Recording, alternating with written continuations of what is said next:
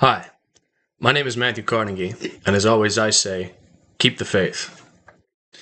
I'd like to talk today about evil. God, do I hate evil? Gosh, is evil so stupid? Evil is so stupid, it absolutely baffles me. I can't get over, well, I suppose that I can, how short-sighted, how infantile, how misguided, how utterly devoid of awareness, of self-reflection, of understanding, of empathy, and that's really the root cause of it all. Lack of empathy. It's just so stupid, so to call it selfish doesn't even, that seems like a moral error. It's just stupid to be evil. Now let's get a little bit into evil, because essentially what I mean, I'm talking about people who chronically take advantage of others, who chronically see others as disposable, or as inhuman, or as cattle. There's all sorts of names, all sorts of groups that have set up these stories to tell themselves and to tell others about the nature of reality, how there are people who are people, and then there are people who are not people, and that intrinsically somehow there's this class of betters that are allowed to subjugate or prey upon or parasitize the people that they claim to be not people for all sorts of various justifications, whether that be naivete or a lack of intelligence, or some sort of misguided self-sacrificial mode of being. Regardless, but to be evil, to be in that mode of being, it's so stupid, it's so short-sighted. They don't understand that they are nothing but a stepping stone for development. They are nothing but something to move through, to be a mistake, to learn from. It just baffles me how anyone can feel comfortable or good or secure or accept being a stepping stone, accept being a mistake, knowing that you're making a mistake, knowing that there's nothing good that's going to come from your behavior, to delude yourself, to ignore reality or the consequences. It's like, have they never read a book? Have they never witnessed what reality is like? They are addicts.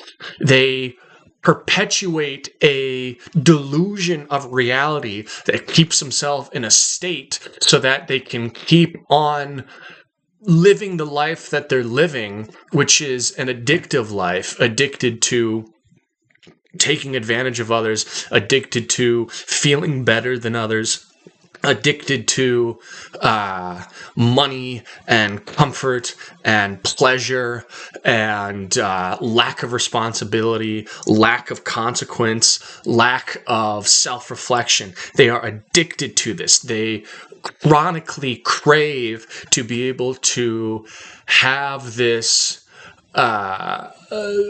just lack of consequence in their life, to be completely devoid of reality. And it just baffles me how they could manage to stay in that state. Because what do they think is at the end of it? I mean, haven't they, like I said, haven't they ever read a book? Haven't they ever reflected on the nature of how things go, on the consequences of their actions? Gosh, I sound like a little broken record, don't I? But man, it's just baffling. And so let me lay it out for you. The point is that as you are evil, as you take advantage of others, as you think that you are better than others, there is a sickness, a darkness, a corruption that gradually seeps into your soul, that gradually takes you away from connection, from higher power, from source energy, etc., whatever name that you want to use. But it takes you away from being able to connect to others, to be able to receive intuition, to be able to receive a sense of belonging, a sense of peace. You become hounded, chronically hounded by the lack of discernment, by the spiritual debt that you incur. And what's going to happen is, like any addict, you're going to go along further and further and further, doing more and more and more damage, and then chronically having to, take more and more advantage of other people in order to make up for your complete lack of self, your complete lack of integrity, your complete lack of sincerity, of comfortability within your own person, your own soul. And you'll just keep on running over people until you can't anymore. Obviously. I mean, these people are so stupid. So stupid. And then what happens then? Well, then you gotta make up for all the debt that you've incurred. And how do you think that happens? Well, like I said before, the core thing that fuels these people is a complete lack of empathy. They don't care about how their actions, how they're taking advantage, affects other people. How other people feel because of what they do, how other people are damaged or hurt or feel all sorts of despair or anger or hatred, etc. Because, we're in this, sort of mortal body that's, can only filter in so much information. But once we leave that, where do you think all that hatred and negative energy goes?